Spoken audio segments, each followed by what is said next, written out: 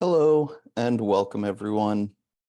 My name is Malcolm Maestrel and I'm a Membership Services Coordinator with IAAP. Thank you for joining us for today's subject matter expert webinar, Prepare for the CPAC or any exam, Strategies for Learning Success. We're very excited to have Jen Blatz with us today. But before we begin, we have a few general housekeeping items to go over. Closed captioning is provided. To enable closed captioning, select the CC icon at the bottom of your Zoom screen. The stream text links for English, French, German, Spanish, and Swedish will be posted in the chat as well, and American Sign Language interpretation is also provided. Microphones are muted to prevent any background noise or disruptions, and we ask that all attendees please post your questions in the Q&A.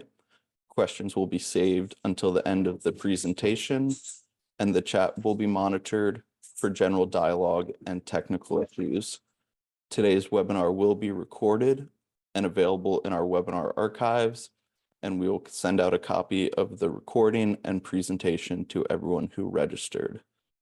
And now I would like to turn today's program over to our presenter, Jen Blatz.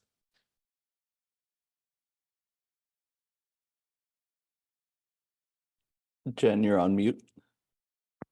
Thank you. I knew that was going to happen. Hi, everyone. Thank you. Thank you. Want to make sure you can see my screen? Yes? Okay. Great. Thank you so much for having me. Slide description, Chihuahua with his tongue out. And again, thank you for joining me. I'm excited to share with you the different approaches that help me pass the CPAC exam. And to be honest, you could use these approaches to study for just about anything. And hopefully some of these tactics will work for you too. So I have a lot to cover, so let's get started. Slide description, photo of Jen Blatz and some company logos. Before we get too deep into the talk, let me quickly tell you a little bit about myself. My name is Jen Blatz, and I'm a principal user experience researcher at BECU, which is one of the largest credit unions in the United States. And today's talk is going to be a bit interactive, so be ready to participate in the chat. And one more thing you should know, I hope you like dogs because I'm going to have quite a few of them sprinkled throughout my talk today. So let's go. Slide description, pug dog frowning. So let me give you an overview of what I'm going to cover today. First, we're going to level set and define the CPAC exam. Then I want to give a brief overview of some of the most common learning styles. After that, I'm going to walk you through all the different ways I prepared for the exam. And then I'm going to illustrate some exam examples. Now, I don't have any actual questions that are on the exam, but these are more like how the questions are structured to give you a better idea of how to study for success. And then finally, I'm going to wrap it up with some parting thoughts.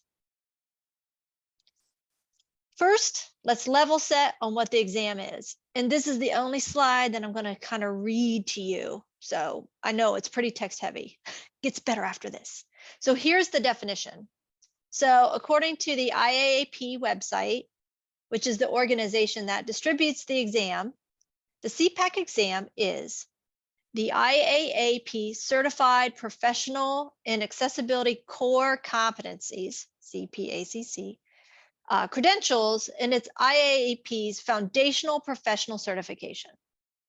Relevant domains for the CPAC credentials include web and other digital technologies, architecture and the built environment, consumer and industrial design, transportation systems, and any domain in which thoughtful design, policy, and management can improve disability access.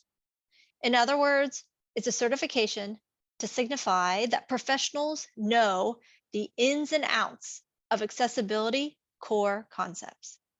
People who are CPAC certified are considered leaders in the field and in the field of disability and accessibility theory.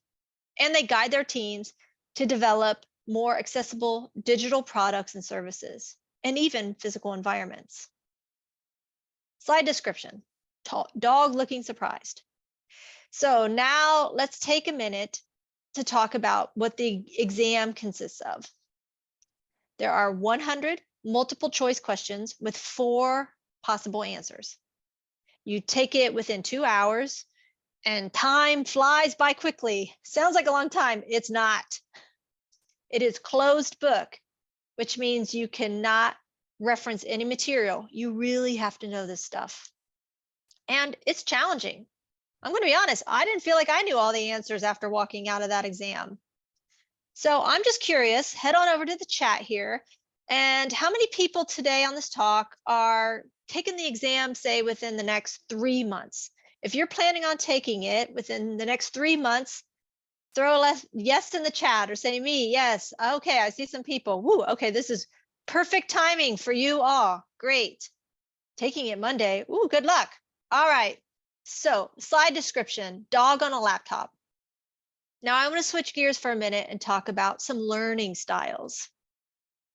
Slide description, a 4-piece pie chart showing the 4 parts of VARC. First, let's walk through VARC. VARC is an acronym that talks about the different learning styles that can be used in a classroom or in any learning situation. So VARC stands for 4 things. The V is visual, which is pictures, charts, color coding. A is auditory, for when you want to do things like listen to recordings, sing songs, say rhymes, and create mnemonics. R is reading, and that can be reading printed books, PDFs, websites. And then finally, kinesthetic. Yeah, fancy word, huh? Basically, that is learning, the learning approach where you're interactive and requires some physical effort. You could be building something like a model, or in the case of the CPAC exam for me, it was using a digital whiteboard and using paper flashcards. And I also walking my dogs while listening to recordings. So there are several other approaches to learning that I think would be helpful for you to be aware of.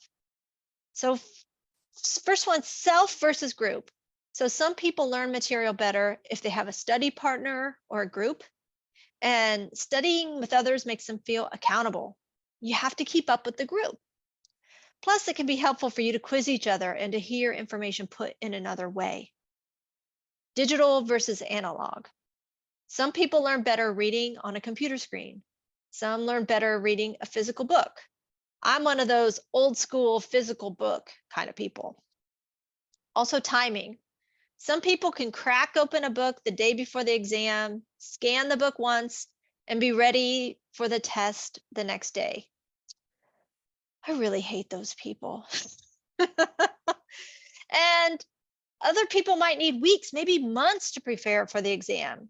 And you need to know how much you need to review the material over and over before it sinks in. But I do have a word of caution. Don't study for the exam too far in advance. Don't let there be a big time gap between when you study and when you actually take the test. You start to forget stuff. Have you ever heard of the forgetting curve? I want to talk about that for a little bit. Slide description, a chart showing the decline of information being remembered across time. So here's how the forgetting curve works. Basically, as time passes, people forget stuff really quickly. Within 1 hour of getting information, people remember about 50% of it. Within 1 day, people remember about 30% of the information. And after 1 week, the average person remembers about 10% of that information. Now, the numbers vary depending on the source, but the point is that people forget a lot pretty quickly. So timing here is really important to consider when you're studying for this exam. All right, let's go back to those other learning considerations. Fun and games. Some people learn well when the material is gamified or put into a challenge in some way. Now, I don't know of any online games that help you learn the CPAC content to help you study, but hey, that might be a good invention for people here on this talk today. Also consider the seed and the environment. Do you need a quiet place to study? Do you like to listen to music while you study? Each person has their own personal preference. Also, tie it to examples. People find meaning and information if it's tied to practical examples. So analogies, metaphors, stories, all of these tactics help a person connect to the content in a relevant and create relevant memory and associations. And finally, the why. So I am a user experience researcher, and I'm constantly yearn for understanding the why behind data and information. Do you find that understanding the why helps you understand something better? If that's accurate for you, throw me a yes or a thumbs up in the chat if you find that having the why behind something is really helpful. For some it is, I think. Yes? Cool. Seeing some yeses here. So slide description. Frenchy dog with a gold chain. Okay, now that we have a good foundation of what the CPAC exam is and some kinds of basic learning styles, let's go through the different approaches I took to prepare for the CPAC exam. But before I do, I want to point something out. I don't recommend that or expect you to do all of these things here on this list. You might be best at one learning style over the other. So you need to know what learning style works best for you and focus on that. I'm simply presenting multiple ideas just in case some of these might not have crossed your mind yet. Slide description. Logos for online courses. So first, let's talk about the online courses. There are a few well-known and recommended online courses to help you study for the CPAC exam. You've got the DQ course and the official IAAP course. Anybody looking at these courses, give me a thumbs up in the chat if you're looking at these. And the reason why these are strong approaches to learning is they're affiliated with these organizations that are distributing the exam. So both of these websites are very comprehensive in the material. So reviewing online courses is tied to the reading and writing learning approach. So how did this work for me? Well, honestly, I'm going to tell you, it's a lot of material to review. It's very comprehensive. And I tend to copy and paste notes like into a Word document and review like a shortened version. And I'll talk a little bit more about that in a bit. Slide description. 2 dogs on leashes going for a walk. So next, I want to talk about listening to recordings. As you can see in this picture, when I took my doggos, Sadie and Ricky, for a walk, I listened to chapters and material I had recorded myself reading. Some of the material I recorded and I listened to while walking the dogs, cleaning the house, or cooking. While I was cooking, I was listening to the chapters of the Body of Knowledge, summaries of the Universal Design for Learning principles. And I also recorded the DQ course as I read it out loud. And so why did I do this? Well, when you're on the go, this is another way to input information. It's tied to the auditory learning approach. And the outcome was I was getting more information, like I was doing these active things like walking the dogs and cleaning. Slide description. Picture of a highlighted PDF. So kind of a funny thing here. I actually called the body of knowledge the book of knowledge, because to me, it's like a textbook. Does anybody else, have you been reading the body of knowledge and feel like it's a really comprehensive textbook? Give me a yes in the chat if you feel like that. Yeah. It is the source, right? So I will say that I'm the kind of person that prefers a physical book so I can highlight it and review the shorter bits later. But I didn't want to waste paper, so I took the eco route. I highlighted the PDF of the book of knowledge. See what I did there? The book of knowledge, body of knowledge. And I did this because I'm a paper book reader, and this is the way that I learn best. Highlighting it makes it easy to review. And this is tied to the reading and learning approach. And the outcome of this approach was I could highlight to get to kind of that shorter version and review the shorter version, what, like record myself reading it out loud. Also, when I didn't have a lot of time, I could review that shorter version. And also, this is where I got my source information for the physical class flashcards to quiz myself on the material I was struggling with. So next, let me dive into those physical flashcards that I'm talking about. Slide description, Jen holding a stack of paper flashcards. So like I said, I'm kind of old school, and I like to read a physical book and highlight the key points to review later. And I also like to quiz myself with physical cards. So let me tell you why this was a successful approach for me. So using cards like this was a great reality check to see if I was really absorbing the material. Sometimes when I'm reading, I think it's all getting sucked in, and then I find out the hard way when I quiz myself that it's not sinking in. Anybody else like that?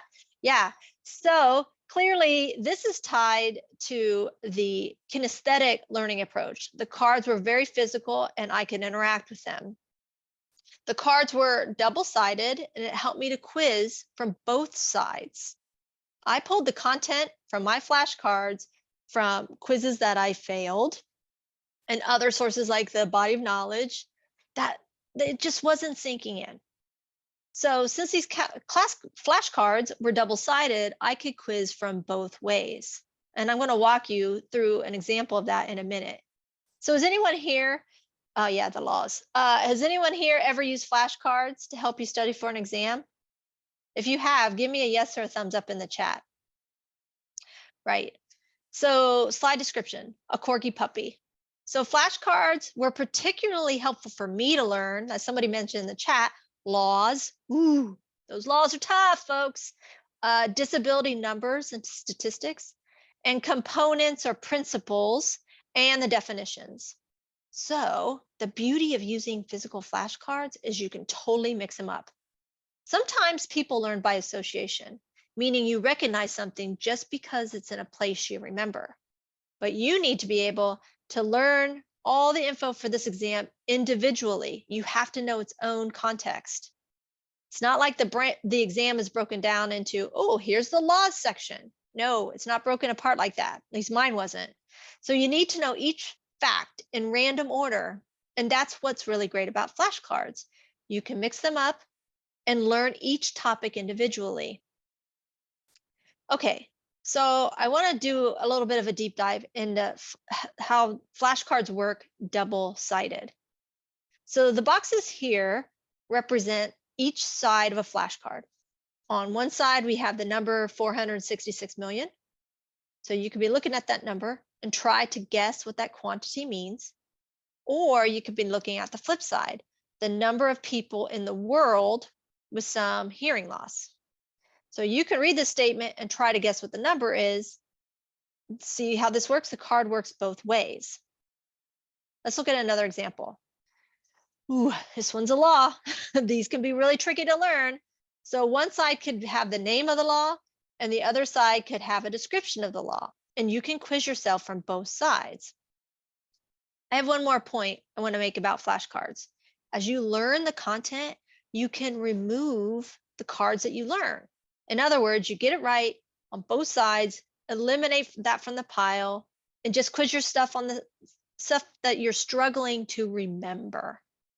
Eventually, that stack's going to get smaller and smaller as you learn, and ooh, does that feel good to eliminate those flashcards when you know the content? Yes. So hopefully you can see the value of going old school, analog, and using some paper flashcards. But let's jump into this century and talk about digital flashcards. So I'm not sure how many websites offer this service, but I came across one that already had CPAC related flashcards, and this is called Quizlet.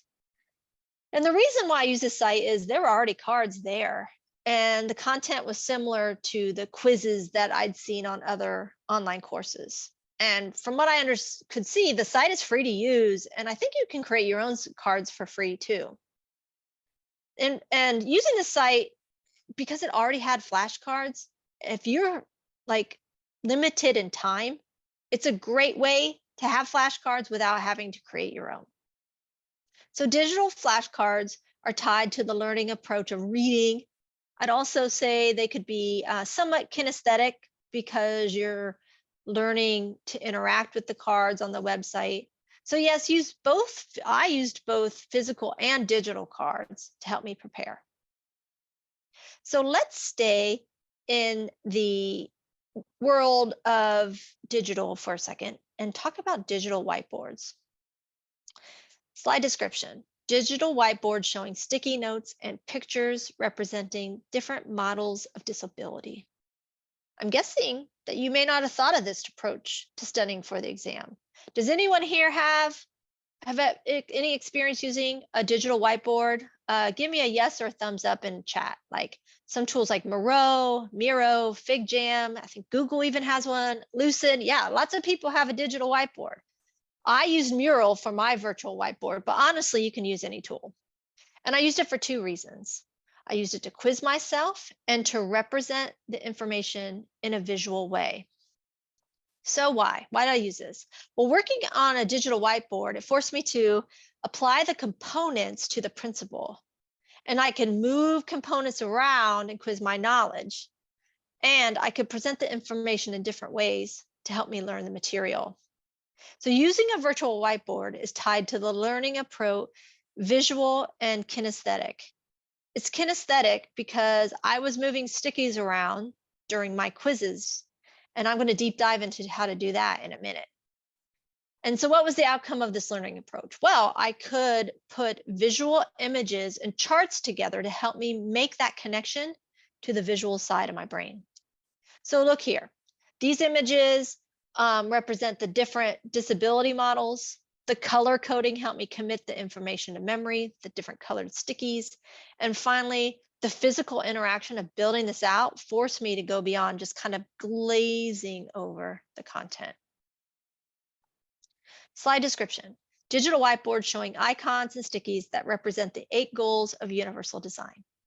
So first, I want to talk about the virtual whiteboard, how I used it visually. And what I mean is I was taking graphics and photos and putting them on here to represent content that I needed to learn. Also, I'm structuring that information in interesting ways so that I can extract when I'm reading and apply that in a visual way. And this is super helpful for visual learners.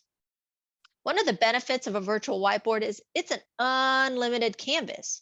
You can store a lot of information on here, and you can zoom in and out depending on how closely you need to see things. You can look at one subject at a time, or you can look at it holistically. And you can also navigate whichever makes sense for your information flow. Reading the book, you know, when you read a book, you go one way, beginning of the chapter to the end. There's only one way to flow. But you can experiment with using a virtual whiteboard on what flow works best for you. So like I said, I use colors and visuals to help structure the learning for the visual side of my brain. Slide description, digital whiteboard showing stickies of different laws. So here's another example of how I structured the laws to look at the information in a visual way. These are the laws that are related to disability, technology, and discrimination. These are the 3 categories shown here. And I know it's probably too small to see, but the main point here is I took the laws and their description and organized them in a visual way. Okay, slide description, dog sitting on a cat on a couch. Whew, okay, it's been a while since we saw a dog. Time for a quick dog break. And look, I have a cat here too for the cat lovers on the talk today. All right, really quick question. Important one though, in the chat, drop, are you team cat or are you team dog? Give me an emoji or a word in the chat, which one you prefer as we move on to the whiteboard. Yes, oh, team both. Okay, that's fair. I'll give you that. All right. So slide description, digital whiteboard showing stickies of different laws. So for me specifically, I use the virtual whiteboard to review the following information: universal design principles, universal design for learning, POUR, which is perceivable, operable, understandable, and robust, and the laws. And as I mentioned, organizing the information was one way I used this virtual whiteboard. So let me tell you about the other, that power user way to use the virtual whiteboard. And this is quizzing your comprehension. Slide description, digital whiteboard showing stickies for universal design for learning. So let me explain the steps of how I did this in Mural through an example. So first, you need to determine what topics you need a little extra help remembering. For this example, I'm going to walk through how I studied for universal design for learning. So my color coding is as follows. I use a black box here for the header, which is the name of the principal. And so you can see the black box here, but I just use black. You can use whatever color you choose. Just trying to describe what you're looking at here. So for the orange is the definition of that principle. I use yellow for the components of that principle, those extra little things. And then I use the blue for examples from the quizzes and the courses. Again, you can use any color you want. Slide description, digital whiteboard showing the stickies for universal design for learning, organized and scrambled. So once I had this all laid out, I made sure I had the correct answers organized for reference. See that on the left. I have the name of the principle at the top. That's the black square. And again, the orange ones are the definition. The yellow ones are the extra components. And the blue ones are examples. So I made a copy of this and hid it behind the blue box, but I also made a copy so that I could scramble the stickies. And that's what you see at the bottom. It's all the different pieces mixed up. Then I would drag them under the header and so that I could make sure I'm structuring right. So I kept a correct answer covered under that blue box. And so I could check what I did. Then I would scramble another setup, start dragging them under the headers and organize them. And then I would check my work. So hopefully that makes sense. Slide description, digital whiteboard showing stickies for universal design for learning, scrambled. All right, so let me explain this in a different way. I know it's kind of a lot. After you've made your master, that's with the right answers, that you have those covered up so that you don't cheat and look at the answers. So you work with a copy that is all scrambled up, and that's what you see here. Then once they're mixed up, you apply them to the right principle. You just drag the stickies under the correct header. And after I dragged all the stickies under each header, I kind of organized them a little bit, like by the definition and by the example. I would check my answers. And the topics I got wrong, I would make a note of it and try to learn from my mistakes. Then I would repeat this activity until I perfectly assigned the topics or stickies that applied to the principle. I used Mural as my digital whiteboard, Mural. You could use any one though, they're all the same. Now, the example you see here is for universal design for learning principles, but I did this for other categories as well. Slide description, digital whiteboard showing stickies for WCAG principles. So here's another example of a category I used, the virtual whiteboard, to quiz myself. So this is the WCAG, Web Accessibility Principles. The pink stickies are the definition of the principle. The purple ones are examples of that extra application that applies to each principle. And when I say the extra, those are those applications or those concepts that you need to actually know for the exam. This goes beyond just understanding the definition.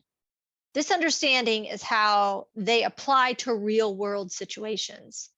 So I think about like apply, don't just define, is a really good summary to help you prepare for this exam. I'm going to go through that a little bit more in a bit.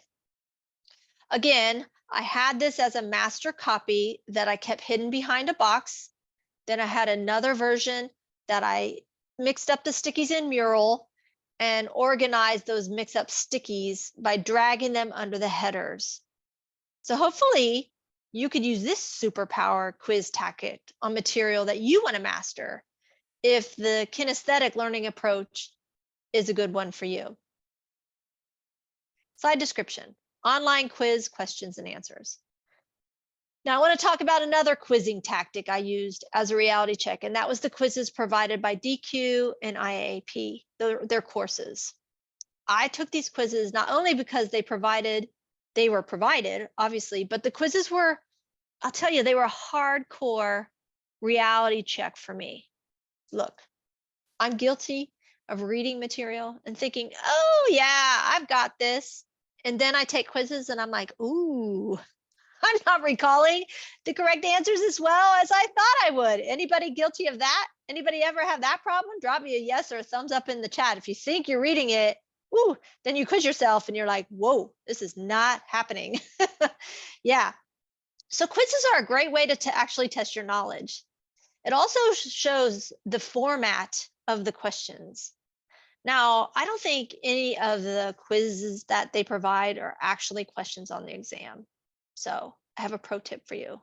Don't memorize the practice quizzes thinking they're the exam. No, instead, study the format of the questions, how they go beyond understanding the basic definition. It's more about the application of the principle and the ideas. Again, apply, don't just define. So taking quizzes is tied to the learning approach reading, but it's also comprehension. I'd also say it's kinesthetic due to the interaction of the quizzes when you're taking them.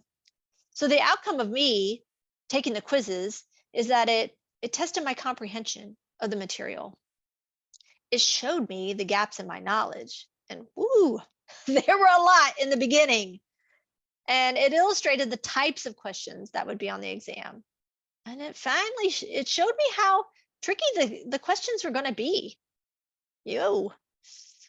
So slide description, type notes. So earlier today, I mentioned that I'm kind of old school and I like to take notes when I'm studying. So I want to visit that method of taking and reviewing notes. First, I want to point out what I'm sharing here. These are the notes that a coworker of mine took while reading the body of knowledge. She takes very thorough notes always, and we call her amazing note-taking abilities. Hashtag Meg Notes.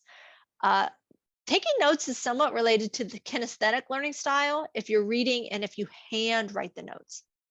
But I took notes by copying and pasting text from the body of knowledge and the online DQ course. So historically, taking notes has worked really well for me, but and the positive side of me using this method is it's another avenue to review content. I could read my notes out loud and create audio recordings of them, which I did. Also, reading my notes was a good way when I had a shorter amount of time to try to get some more information in. But the downside of taking notes for me is I didn't write my notes. I just copied and pasted. So it was almost too easy.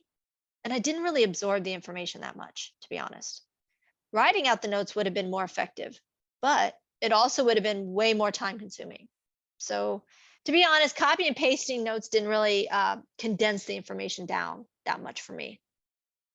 And in the end, this copy and paste, it wasn't the best use of my time, and it didn't really lead for successful info absorption.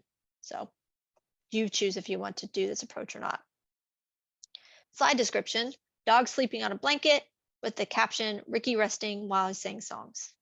Now, I want to wrap up with the last approach I use to help me prepare for the exam, and that is creating songs to help me remember content. The example I will share is the universal principles of design. I had a coworker who inspired me with his song to help him remember universal principles of design. He sang a song to help him remember the different components. And he used the old TV show theme song from the A-Team. And I'm going to sing that for you right now. Equitable and flexible, simple and intuitive to use, perceptible, tolerance for error, low physical effort, size and space for approach and use. Okay, I never said I had a great singing voice. So the reason why this is effective is that it helped me. I love it. It helped me to internalize content more. So this is an example of a mnemonic. And here's another example of a mnemonic. You know, POUR, principles of accessibility, perceivable, operable, understandable, and robust. Those spell out POUR. Another mnemonic you might be familiar with is I before E except after C. Little songs and little memory things like this, rhymes, it's tied to the learning approach of auditory too, because you're hearing and saying things out loud. And the outcome for me singing songs is it helped me to master short snippets of content. When I would sing it, it would help me remember what it was. And Ricky slept right through it, so it was just fine. So, slide description, jog dumping in the air. Okay, I want to switch gears a bit and talk about the exam itself. Let's jump right into that. Slide description, pie chart representing portions of the exam. So it's no big secret the exam is broken out into 3 portions. 20% is laws, 40% is disabilities, challenges, assistive technologies, and 40% is accessibility and universal design. And like I said, I won't be able to share specific questions, but I would recommend that you study all of these portions. They're all on there in some way, shape, or form. Slide description, dog looking up. Now, I think what makes the CPAC exam a bit more challenging is that you have to understand more than just the basic definitions. You have to be able to apply the principles to real-world examples. So let's go through some samples of quizzes of what the questions are like. Now, like I mentioned, I'm not going to share with you actual exam questions. That would be cheating. Plus, my brain was such mush after the exam, I don't even remember any of the questions anyways. But I do want to illustrate what the questions are like. And it goes back to that principle of apply, don't just define. So we're going to bring up a poll and we're going to go through some questions. We're all going to answer these together. So I think Rachel and IAP folks were ready to go with the first question. And the first question is, and let me get the answers here too. Whoops. Okay, so the question is, what is the best way to eat your way to good nutrition? A, include an array of colors on your plate. B, eat a variety of fruits and vegetables. C, eat a large amount of high protein foods like seafood, poultry, red meats, healthy fats, eggs, and legumes. D, drink wine since it's lower in calories than beer. So what do you think is the best answer? Go ahead and answer this now. Fill in the poll.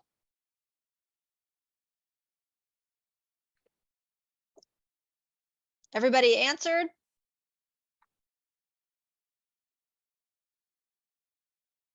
Okay. Yes, all the exam questions are multiple choice and only one. So can we close it? Close the poll and see what the correct answer is?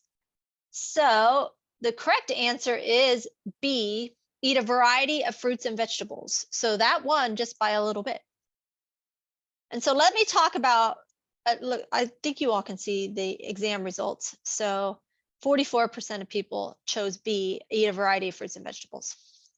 So first, you need to understand what good nutrition means and what types of food might contribute to good nutrition.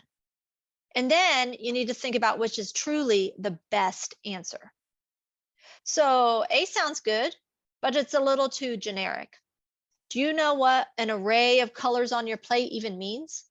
You know, Skittles, they're pretty colorful. Does that mean you fill your plate with this colorful candy? No. And C is wrong because you should not eat a large amount of protein.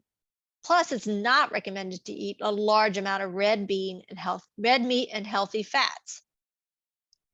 So pay attention to every word that makes the answer the best answer. Read them very, very carefully. Answer D is wrong because alcohol consumption is not considered a positive contributor to good nutrition. Could some of these answers be up for debate? Probably. But the idea is to select the best answer. That does not mean that all the other answers are completely wrong, but they might not be the best answer. And the key here is to pay attention to every word. One small word can significantly change the question or the answer. So read every word and every option very carefully. Trust me on this. It definitely almost burned me until I went back and checked. Read every word. All right, next question. Next poll question. What is the most effective way to study for the CPAC exam? A, spaced out repetition. Can we bring up the next poll question, please? B, skim the textbook for 1 hour before the exam. C, record yourself reading the book 1 time. And D, watch a YouTube video of a person taking the practice exam and memorize all the answers. So what is the most effective way to study for the CPAC exam? Give us your poll question or give us your answer and take a minute there to pick one. See how we do. Everybody give an answer. I think we're going to close the poll here in like 30 seconds or so, maybe. Make sure we all have answered. All right, what do we have here? The correct answer is A, spaced out repetition. And a lot of people, 85%, answered that one. Good job. So now these other methods might apply more to you personally, but you need to select the answers that is more universally true and actually backed up by science and studies. So remember, the best answer.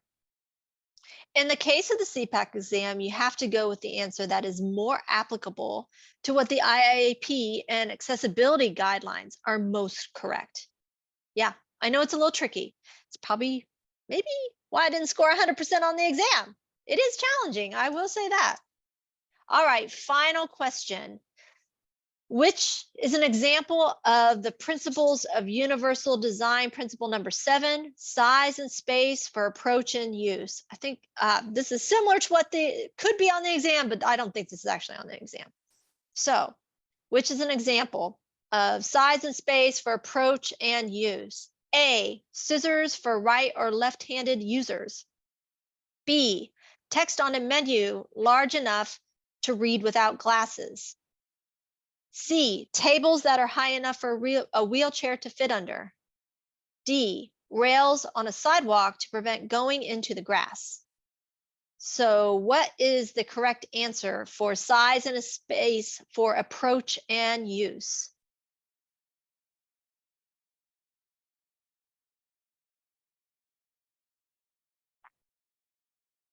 All right, everybody got an answer? This is a tough one.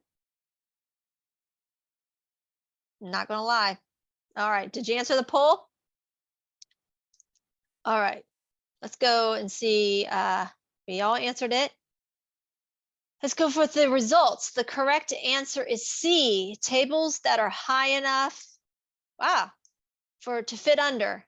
And 73% of people got that right. That's great. This is a tough question. I struggle with this one. So first, you have to understand what the principles of universal design, size and space for approach and use actually mean, right? So then A applies to the flexible principle, and B applies to the perceptible principle.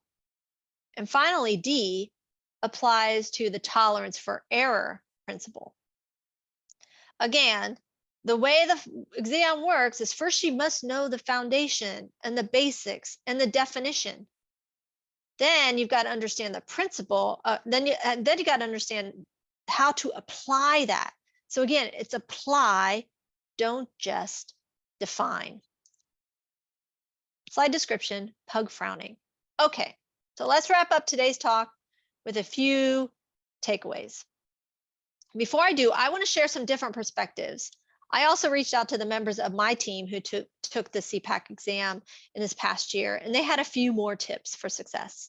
I'm happy to say that my team has a 100% pass rate for the CPAC, so whoop, that's good stuff. Also, I want to point out that everyone I talked to said that the mural I created and that they used for quizzing themselves was super helpful for them to prepare. So let's walk through some more tips.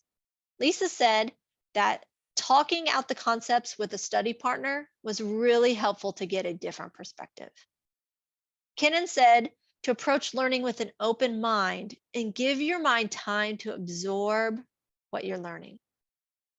Kathleen said, make your flashcards while you're reading the material. Saves you time. Alex said, know the maximum learning point. It's okay to reach that point where you just can't take in any more information. We all get there. And finally, Jenny said it's helpful for her to come up with a plan for learning. In other words, get a high-level understanding of what you're going to learn before diving into reading all the chapters. Slide description, pug looking over shoulder. So let me revisit some of the various methods that worked really well for me. And this is for me personally. I will say that taking a multi-method approach was super helpful for me to learn.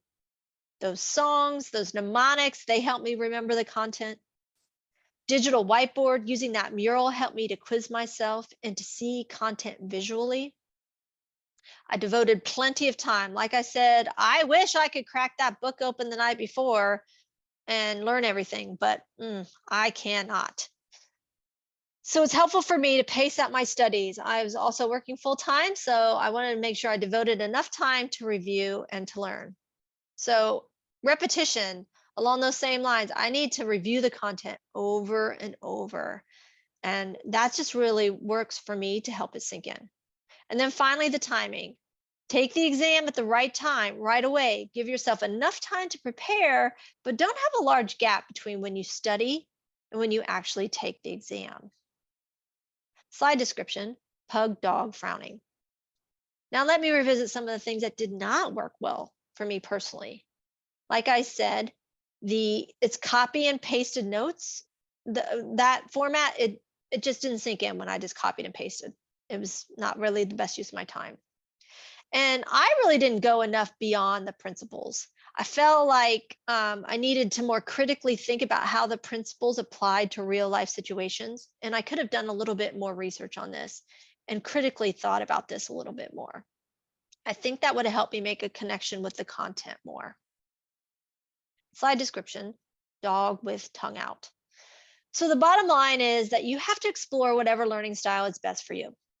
And keep in mind that though these tactics I talked about today, they help me study for the exam, hopefully they might apply to not just a CPAC exam, but also other exams that you might be studying for in the future. Side description, Chihuahua with his tongue out. And my last piece of advice is take that knowledge to the next level. You must understand how to apply the principles, not just to be able to define them. That's all I got for you today, folks. Does anybody have any questions? All right. Hello, Jen. This is Malcolm. Thank you again for such a wonderful presentation. We've had a very active chat, and we've already got some questions in the Q&A as well. This one definitely resonated with me. Are there some, you mentioned recording like the body of knowledge or something like that, and then listening to it while walking your dog or doing some other things. So we have an attendee asking, are there some recommended resources for pre-recorded audio CPAC study content that you know of? I recorded myself, and I listen. Nobody hates the sound of their own voice more than I do. Everybody hates the sound of their own voice, but part of the learning is saying it out loud and really letting it come off your own tongue and recording it that way. I just recorded it on my phone. No fancy, you know, material required. I would also recommend not recording a long session, maybe 10 to 15 minutes at a time, because if you're like, oh, this is 50 minutes of recording, that's too much. You're not going to really want to listen to 50 minutes. So do 10-minute snippets, but having you record your own voice, it's that tapping into that auditory style of learning. And believe me, things come out very differently than what's in your head than when it comes out in your mouth. And it's another, you're like, oh, I mispronounced that, or oh, I didn't expect it to flow that way. So I would actually recommend just recording it yourself. Thank you.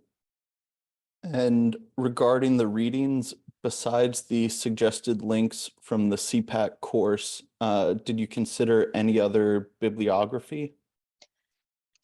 I did watch a little bit on YouTube. There was a gentleman who talked about how he studied. He didn't talk about the questions themselves, but there isn't a lot of content out there other than what the IAP already recommends. So I was, as you could see, I was absorbing from a lot of sources, the DQ course, the IAP course. There's a lot of content there. So I didn't need to add more content to my plate. I just needed to make sure I was internalizing the sources from the masters, I guess you could say, from the source material. Thank you. And during the presentation, I think there was a little activity about it in the chat as well. We're using Mural, Mural. And do you share it? It seems like a great tool. Yes, I did use Mural, M-U-R-L. I know there's Mural. They sound very similar. They are very similar. Unfortunately, I built this on my work instance of Mural, and I can't share that outside of my company.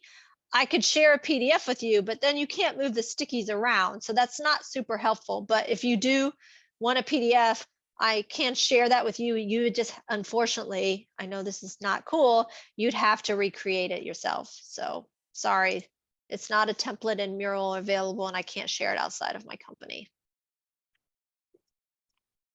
Thank you. And did you start studying until you felt comfortable with the material and then set your test date after that? Or did That's a you good question. set your test date so you knew you had to start studying?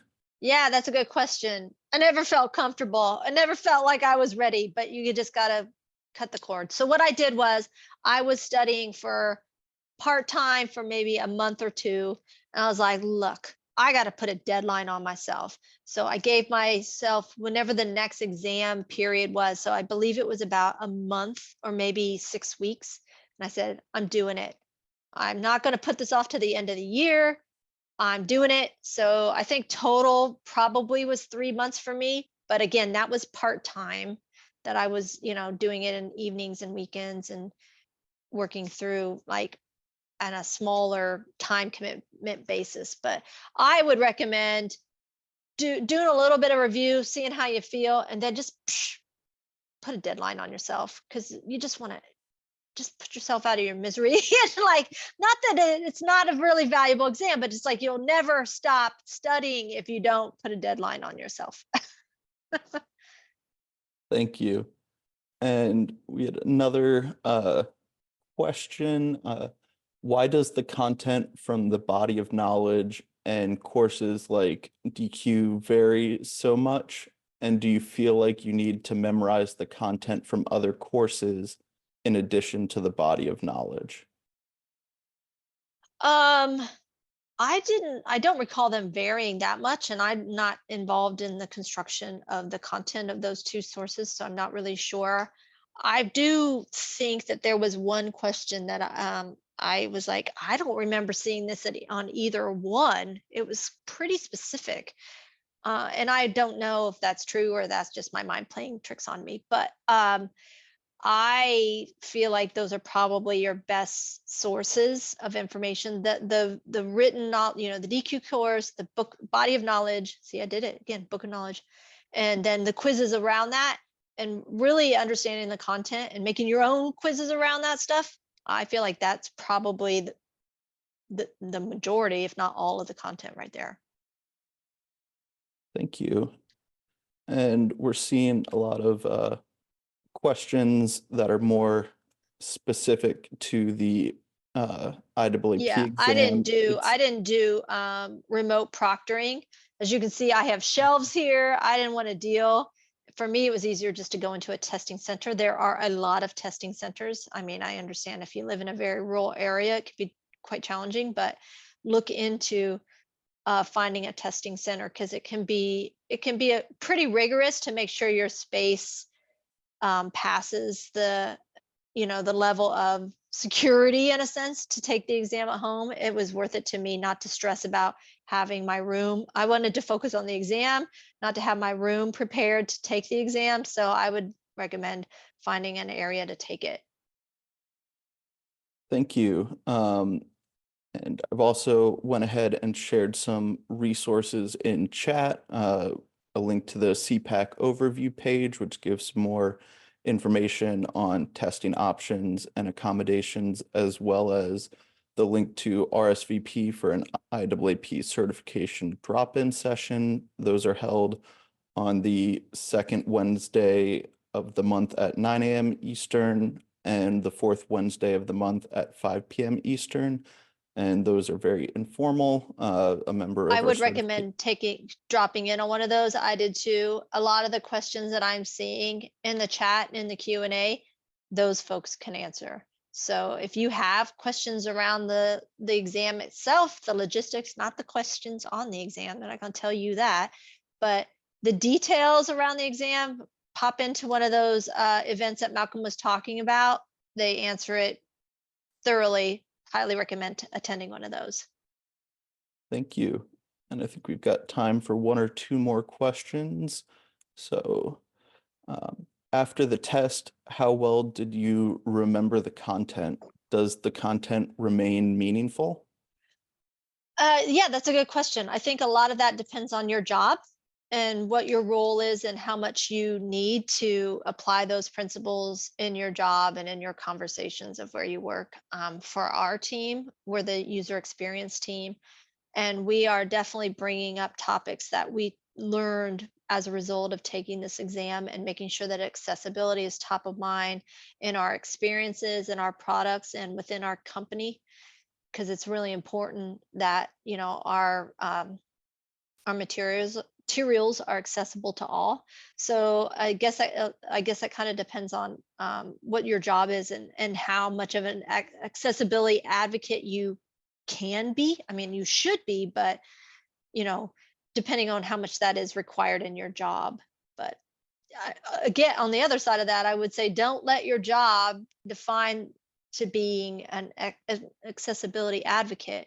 You should, no matter where you are or what you do, keeping this stuff on top of mind really does change your perspective and gives you a level of empathy that you may not have thought about before. Thank you. And then for our last question, expanding a little bit on a previous one, how did you feel the content varied between the body of knowledge and other courses? I feel like the content is competing at times, or the body of knowledge is missing information. How did you balance it? Well, I think that's if you feel like it is missing, it's complementing each other. If the body of knowledge doesn't have something, but the DQ course does, that's just adding on to your repertoire of your knowledge, right? I can't recall, oh, this question number 26 came from the DQ course, but wasn't covered in the body of knowledge. Oh, look at me giving a thumbs up. Sorry. I can't recall the finite examples of that across the two sources. I'd say look at them both equally as equally important. And I don't recall anything conflicting. It was just, there was a lot of, it was like restating the information in different ways, which I find helpful. Like it may have been sinking in a little bit better as I read it from the body of knowledge versus the DQ course. Maybe that made more sense to me the way they presented the information. Thank you again, Jen. It was great seeing so much activity in the chat, and it was such a lovely presentation. I'm preparing for the CPAC myself, so it was a great resource. I also want to thank our ASL interpreters, Beth and Tammy, and our captioner, Ellen, for their wonderful work as always. And for our upcoming webinars, we have on April 2nd, accessibility for inclusion versus compliance and the impact on the user experience. And that's part of our digital accessibility series. Then on May 8th, also part of our digital accessibility series, scaling accessibility starts with hearts and minds. And then on May 21st, we have how to produce a live streaming event that is accessible, green, and open source. That is another subject matter expert webinar. And for those who are not yet an IAAP member, we welcome you to join our network of over 6,000 accessibility professionals in over 100 countries.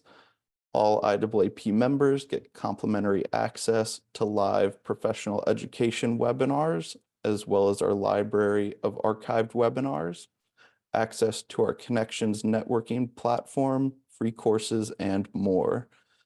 Anyone who's interested can sign up at www.accessibilityassociation.org or email info@accessibilityassociation.org to see how you can become an IAAP member today. Once again, thank you, Jen, and I hope everyone has a great rest of their day. Thank you.